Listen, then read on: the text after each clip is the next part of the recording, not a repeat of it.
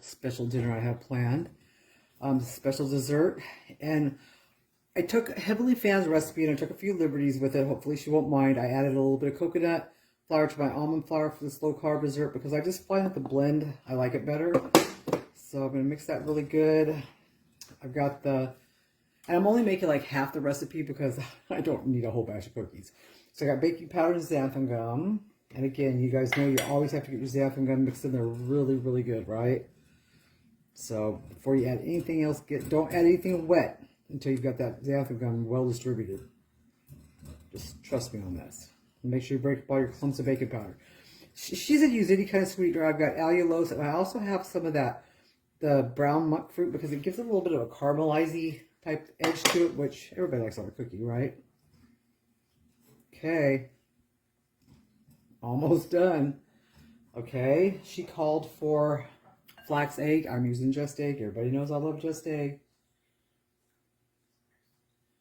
She called for coconut oil, and I'm using vegan margarine because I don't like the taste of coconut oil, refined or not.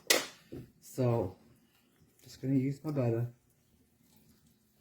I wish I did because it's a single ingredient thing and I would like to like it, but I don't.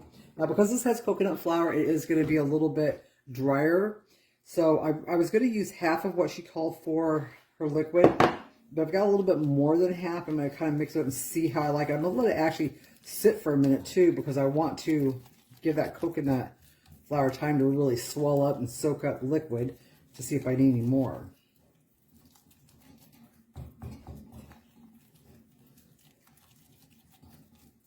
Oh, this is looking good. Smells good.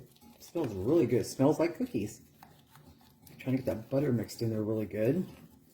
Okay, I've only got one serving of chocolate chips for 4 or 5 cookies because, again, keeps the carbs down. These are the Lily's dark chocolate, dairy-free, sugar-free, free. So far, I'm liking the texture of this. Now, I had my frozen raspberries out here ready to go, but they've thawed out. I'm going to put them back in the freezer.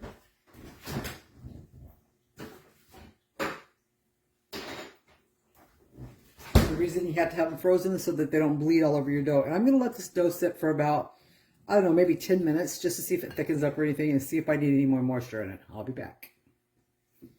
Okay, it's been about 10 minutes and it decidedly did thicken up a little bit, but like a cookie batter, right? Reminds me of a cookie batter.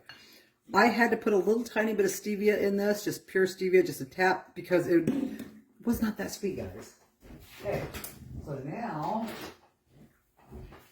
we're going to put our frozen raspberries in. Mix them in very carefully. You do not want them to bleed all over your cookies. That's not the purpose. I'm trying to not even do anything here.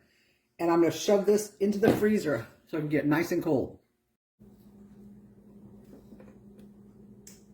There they are, you guys. Fresh out of the oven, and they are beautiful. And they smell outrageous. They smell so good. I'm going to go find something to do for about 15-20 minutes, and I'm going to come back and taste one.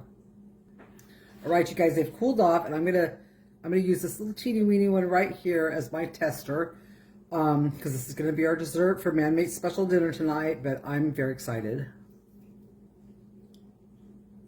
Oh, guys. You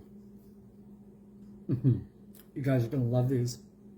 Whether you make them my way or her way, you're going to love these cookies. Heavenly Fan, you got a winner.